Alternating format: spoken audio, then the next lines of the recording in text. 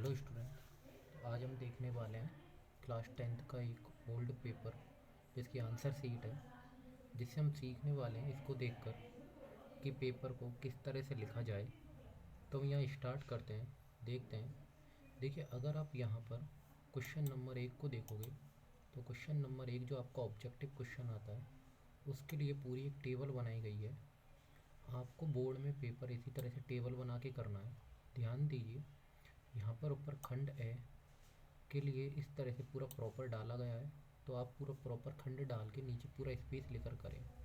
तो देखिए, जब भी आप अगला क्वेश्चन करते हैं, यहाँ पर क्वेश्चन नंबर 2 डाला गया है, लेकिन मैं आपसे बोलूँगा कि आप यहाँ पर प्रश्न संख्या 2 डालें, फिर उत्तर संख्या 2 डालें, फिर इस तरह से करें। तो देखिए, दूसरा जो क्वेश्चन था वो रिक्त स्थान वाला था। रिक्त स्थान वाले क्वेश्चनों को पूरी तरह से लिखें, और जहाँ पर आपने रिक्त स्थान भरा है वहाँ उसके नीचे सिंगल लाइन या डबल लाइन की क्या कर दें, अंडरलाइन कर दें। अब यहाँ पर देखिए, ये क्वेश्चन पूरे प्रत्येक के करने के बाद एक लाइन छोड़ी गई है। एक लाइन छोड़ने के पीछे रीज़न क्या है, इससे क्या है, थोड़ी सफाई आ जाती है। अदरवाइज आप राइटिंग देखो तो राइटिंग कुछ खास नहीं है, हल्की ही राइटिंग है, लेकिन स्पेस छोड़ने की वजह से सारा थोड़ा सफाई आ गई है यहाँ पर। अब देखिए, क्वेश्चन नंबर 3 चालू करा है तो बेसिकली इसने सही चालू कर दिया है यहाँ पर, लेकिन आप अगर ध्यान दोगे तो अगर इस तरह से थोड़ा सा स्पेस बच रहा है और अगला क्वेश्चन चालू करना है तो आप अगले पेज से चालू कीजिए। तो यहाँ पर आप क्वेश्चन नंबर 3 डालिए, उत्तर नंबर 3 डालिए, फिर आप चालू कीजिए। और यहाँ पर अंडरलाइन नहीं किया गया है तो आप अंडरलाइन ज़रूर कीजिए यहाँ पर। अगला देखिए, अगला पेज देखते हैं हम। अगले पेज पर अगर आप ध्यान दोगे तो अगले पेज पर देखिए, यहाँ पर पहला, दूसरा, तीसरा ये क्वेश्चंस करे गए हैं। यहाँ पर CFC का पूरा नाम लिखा गया है। फिर पुनः चक्रण पूछा गया तो पुनः चक्रण को करा गया है। आगे देखिए, यहाँ पर छठा क्वेश्चन, ये 7वां क्वेश्चन। अब यहाँ पर बहुत ज़्यादा ये गलत तरीके से कर दिया गया है। बेसिकली नंबर मिल जाते वो कोई दिक्कत नहीं है, लेकिन फिर भी आप सफाई से करें। ये छठा क्वेश्चन करने के बाद 7वां क्वेश्चन, इसी में थोड़ा ये यहाँ पर काटा फीसी हो गई है इस जगह पर, तो आप थोड़ा सा स्पेस लेकर करें क्वेश्चंस को। फिर आगे देखिए, अगर हम नेक्स्ट पेज को देखेंगे तो नेक्स्ट पेज पर अगर आप देखिएगा तो नेक्स्ट पेज पर यहाँ पर धारा नियंत्रक, प्रत्यावर्ती धारा, दिष्ट धारा में अंतर लिखा गया है। उसके बाद देखिए, यहाँ पर आप यहाँ आपका खंड ब चालू हो गया है, तो पूरी तरह से खंड ब डाला गया है। और यहाँ पर जैव विकास प्रक्रम में जीवाश्म की निम्नलिखित भूमिका, ये डायरेक्ट डाल दिया गया है। आप जब भी खंड चालू कर रहे हो और थोड़ा बहुत स्पेस बच रहा है तो आप नेक्स्ट पेज से चालू करें, आप इस तरह से ना करें, इससे थोड़ा गंदगी आती है इसमें लिखने पर, थोड़ा सफाई से नहीं दिखाई देता है। अब यहाँ पर इसके सारे पॉइंट थे तो पॉइंटों में लिखे गए हैं।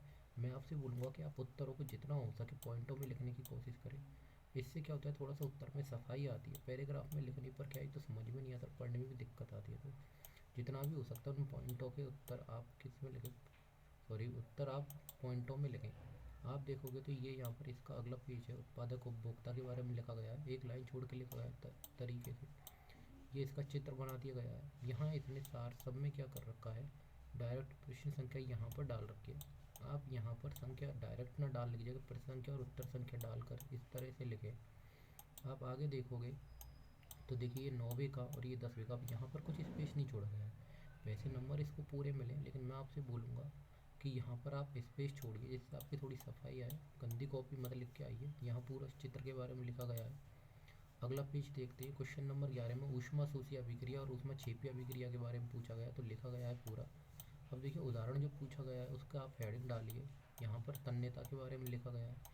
फिर देखिए, क्वेश्चन नंबर 13, प्रकाश के अपवर्तन के नियम। आगे देखिए, क्वेश्चन नंबर 14, श्रेणी क्रम संयोजन, V बराबर IR होता है। ये पूरा इस तरह से प्रूफ किया गया है यहाँ पर, R1 R2 I3। अब यहाँ पर इसने क्या करा हुआ है, यहाँ पर चित्र नहीं बनाया हुआ है, तो आप यहाँ पर चित्र बनाकर उसको ज़रूर समझाएं। तो इसमें भी छोटी मोटी गलतियाँ हैं जो यहाँ पर नंबर दे रखे हैं, लेकिन मैं आपसे बोलूँगा आप थोड़ा सफाई से कीजिए इस चीज़ को। तो यहाँ पर थोड़ी थोड़ी गलतियाँ की हुई है, तो आप ऐसी गलतियाँ नहीं कीजिए। ये देखिए, चित्र यहाँ पर एडजस्ट कर दिया गया है, लेकिन आप थोड़ा सफाई से बना के आइएगा।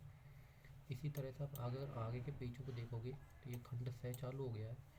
यहाँ पे खंड से का पूरा उत्तर लिखा गया है। उसके बाद देखिए, ये इसका आगे 19वां पेज, 19वां क्वेश्चन है, अपचयन अभिक्रिया और विद्युत मोटर सिद्धांत के बारे में। बेसिकली मेरा कहने का मतलब यहाँ पर इस चीज़ से है कि आप जो भी प्रश्न कर रहे हो उसकी ब्लैक पेन से आप प्रॉपर हेडिंग डालें, अंडरलाइन करें। दूसरी, इस बात का ध्यान रखें कि आपको प्रत्येक प्रश्न करने के बाद 1 या 2 लाइन छोड़नी है। तीसरा, आप इस बात का ध्यान रखें कि आपको पेपर थोड़ा सफाई से करना है। चौथा, इस बात का ध्यान रखें कि अगर नीचे 2-3 लाइनें बच रही हैं और आपका अगला क्वेश्चन चालू हो रहा है तो आप अगले पेज से ही क्वेश्चन को चालू करें। तो इन चीज़ों का थोड़ा थोड़ा ध्यान रखें। और इसके बाद अगली चीज़, आप चित्र को थोड़ा सफाई से बनाने की कोशिश करें, लेकिन ऐसा भी नहीं हो कि आप अपना सारा टाइम चित्र पर ख़राब कर दिए और पेपर का टाइम निकल जाए। उसके अलावा एक लास्ट चीज़, आप जब पहला क्वेश्चन करते हो तो उसको उसी तरह से सारणी बनाकर करें जो हमने देखा था। यहाँ पर अगर आप ध्यान दोगे तो हमने पहले क्वेश्चन के लिए सारणी देखी थी। ये देखिए, ये यहाँ पर पहले क्वेश्चन के लिए अगर आप ध्यान दोगे तो ये देखिए, पहले क्वेश्चन के लिए यहाँ पर इस तरह सारणी बनाई गई है। और उसके अलावा एक लास्ट चीज़, रिक्त स्थान को इसी तरह से करें, एक के बाद स्पेस जरूर छोड़ें। और यहाँ पर ये देखिए, जहाँ पर भी रिक्त स्थान भरा है उसके नीचे अंडरलाइन कर दे। तो इन थोड़ी सी कुछ खास बातों का ध्यान रखें और पेपर को थोड़ा सफाई से करें। धन्यवाद।